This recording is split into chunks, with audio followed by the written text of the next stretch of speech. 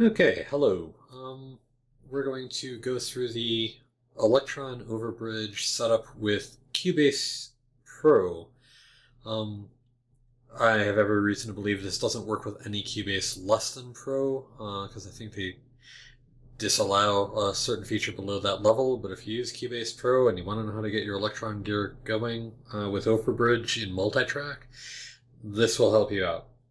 First thing I will tell you is that it is remarkably similar to if you use Contact. So if you've used Contact for multiple outputs with multiple libraries in one rack, and you know how to do that, you already know how this works.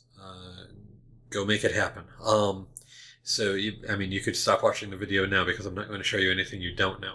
If you've not used Contact, however, you probably want to stick this out. So, first thing I'll tell you is your natural tendency is going to be to come up here to track insert and do an instrument insert and do something like where is the analog? Yeah, the analog 4, which is what I have hooked up right now. Your tendency would be to do this. And you'll get this, but the only thing you're going to do,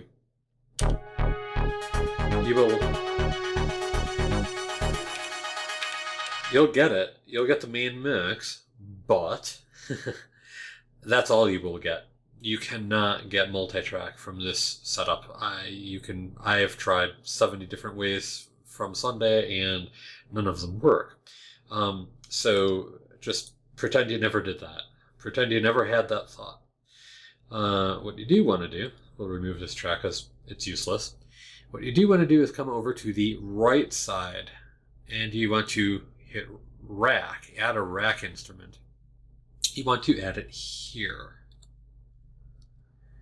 And we'll add the analog 4. And I'll take the MIDI track, it's fine. Okay, so at this point, you've got the MIDI 4, and you can see, here, everything you've got going. The thing you want, we can actually close this window right now because it's irrelevant. Right now, you will get, I believe, if I bring up the mixer, I believe if I start this with Cubase, see, you get in the main left track, which is what it automatically put up, you do get the same thing you got when we did the first thing that you should never do. You get your full mix. That is the master outs. Now, multi-track. Multi-track's an entirely different creature. What do? You go over to the rack, you get the down arrow over here, activate outputs. You will see, we've already got main L, that is your main, and keep in mind, these all say stereo, so the L is a bit deceiving. That's just how they're labeled by the driver, apparently, as far as Cubase is concerned. But they are actually all stereo pairs. So the main is main, track 1, 2, 3, and 4 are, well, they speak for themselves, and the input, that should be the direct input on the back of the analog 4, your through input that you would send, external units through effect. So what we can do is we just tick off each of these, and you'll see they'll pop in the track listing one at a time here as I do them. And now we have those. I don't have anything plugged in, so I'm not even going to bother with input. So we now have these. And as it sits, if I hit, occasionally I've noticed like the sync goes a little wacky, and I had this happen with live too, because I have live as well. Occasionally the sync will go a little wackier, it won't be where you want it to be, and so I just hit stop like twice on the analog 4 just to resync it. If I hit it now, you will see in various volumes.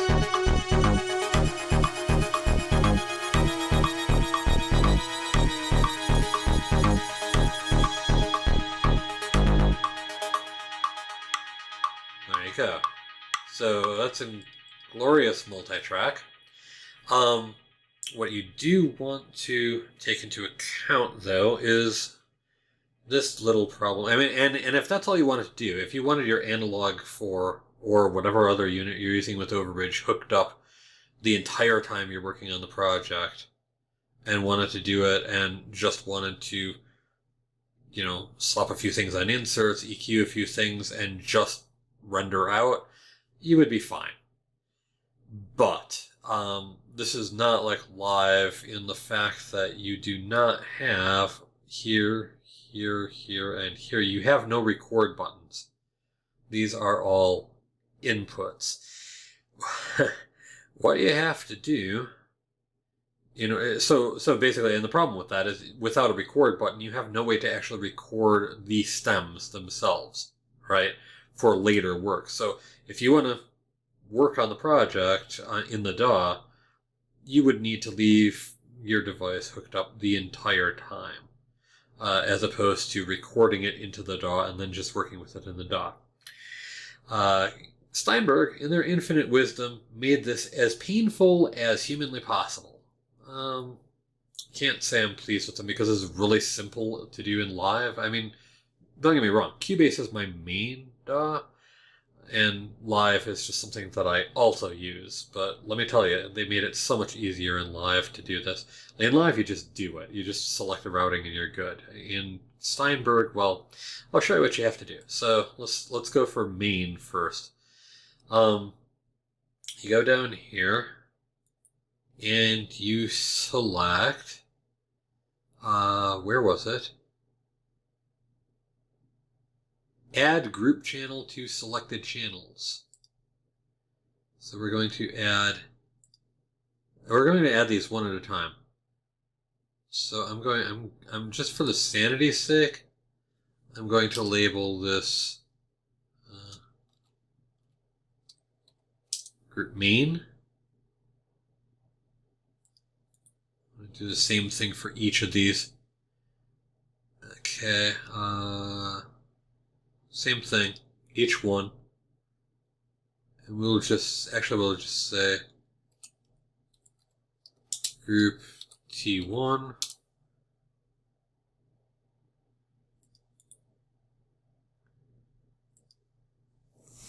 I'm typing with one hand because everything is on a bed, so slightly slower typing than I usually would be. T2.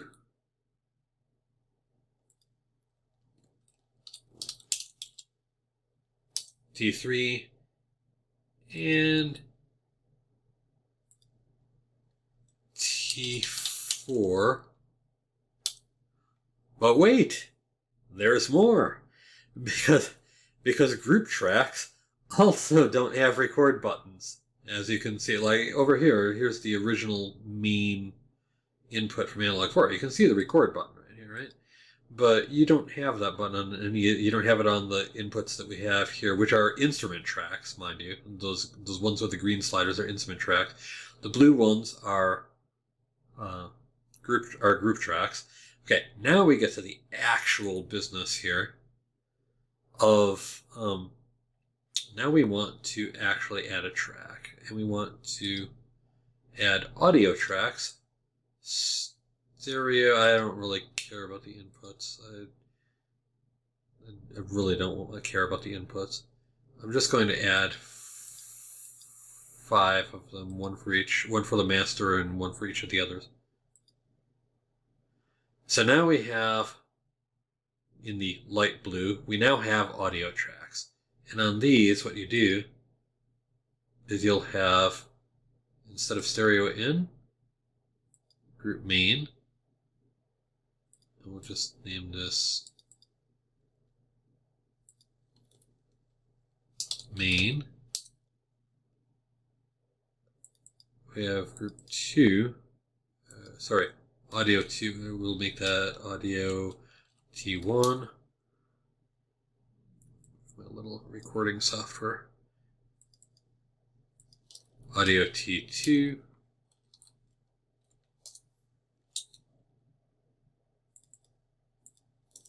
Audio T3.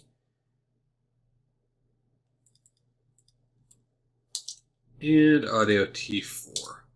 Okay, so that will give us the master and the 4 individual tracks. And as you see, we now have record buttons on the audio tracks. So at this point, if I just reset everything, now I can just go, and these are primed for recording. I'll prime this one too, so we have the master. So now I can just hit record.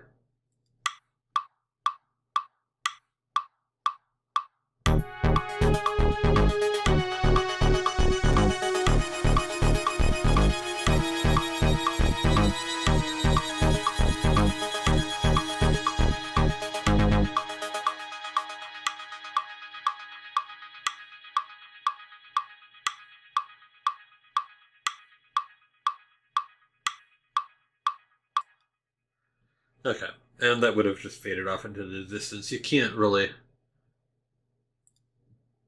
see. I mean, it definitely recorded. Matter of fact, I will literally will take record off of all these, and I will mute. Actually, no, what I'll do, because there's fewer clicks in doing this, I will actually just solo these. I don't need the main solo. There, we're just soloing, and literally at this point I will actually turn off my... I think I can get away with doing that right now. If I wanted to, I should be able to actually just like entirely delete those other tracks if that's all I wanted to do. I don't have to, I don't think, but the if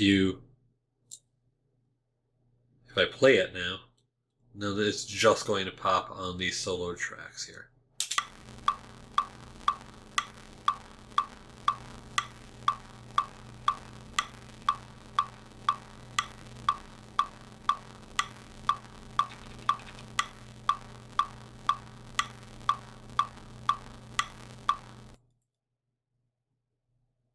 I'm not 100% sure what I just did wrong there. It was obviously playing. It's just I couldn't hear it, but I set it for streaming right before this, and I haven't set up Cubase for streaming in a long time. Pretty sure it was working as intended. Let me just check something real quick. I'm actually going to turn off my analog 4 just for this test. 1 second here. You know what I didn't do? What I didn't do was, oh, that's why it was flaky when I did it. You know what? I'm going to turn on the... I'm not going to re-record this whole thing because it's been a pain in the ass. I'm going to actually literally just undo the, if my mouse would come back. Thank you. Okay, I undid the recording. Which I apparently just undid the addition of those tracks as well. I don't want to solo these. Okay, nothing's soloed now. I am going to rearm them, and the reason I thought they looked a little flat. What I didn't do, yeah, that's the other thing, is you have to actually remember I selected group main. I didn't do that. I just renamed the others. I forgot to actually select the input source. T1, T2, T3, and T4. And cut me a little slack because I'm pretty much the only person that I think has figured this out and is documenting it. So cut me a little slack because I've only really done it once. So now that we have everything actually routed, I'm going to reset the analog 4, rearm recording on all of those, and I will actually now record in full multi. I thought it was a little silent, and now I know why, because I had the main, which was the only thing recording before, muted. So now, recording.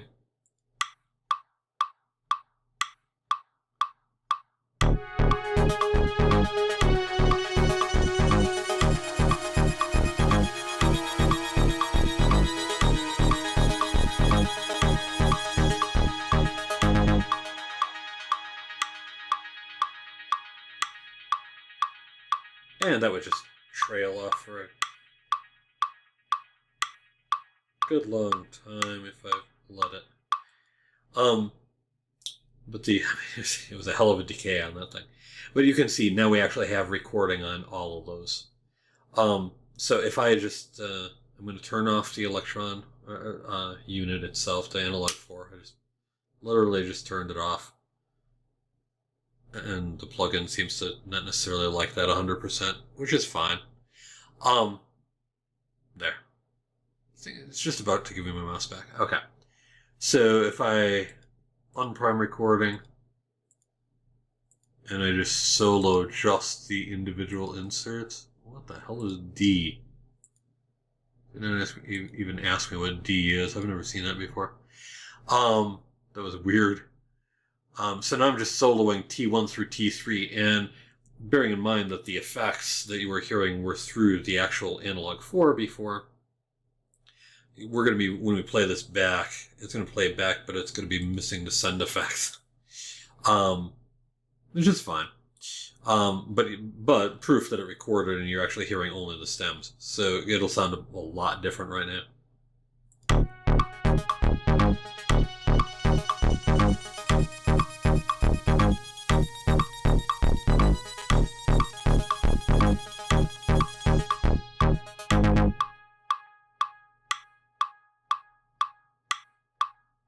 And that was all just stems. So now you're free to do whatever you want. I mean, you could delete all the other tracks because you've already got your stems. Literally, we could just delete these others. I can't actually hear my Cubase, and that's because I actually intentionally made it so I couldn't hear my Cubase, and I'm not wearing the headphones that would let me hear it. I didn't want it to go through the mic. But I, VU meter wise, I can see that you could hear that. So that's pretty much how you do it. So to recap, you set it up as a rack instrument, whichever one, analog 4, Digitact, Digitone, Octatrack, whatever you've got. Set it up as a rack instrument. Activate outputs. You add whichever outputs you actually want to capture. Then on each of the resultant tracks of that sort, you right-click on them. You go to Add Group Channel to selected channels, and you do these one at a time. You need, unless you want to group up your tracks, you don't want to have like multiple tracks and then just add them all to a group. Otherwise, you may as well just get unless you're doing like a sub thing of like 2 tracks here and 1 track here, and say you had 8 and you did like 2, 3, and 1 and 1. I suppose you could, but that would be a weird way to work.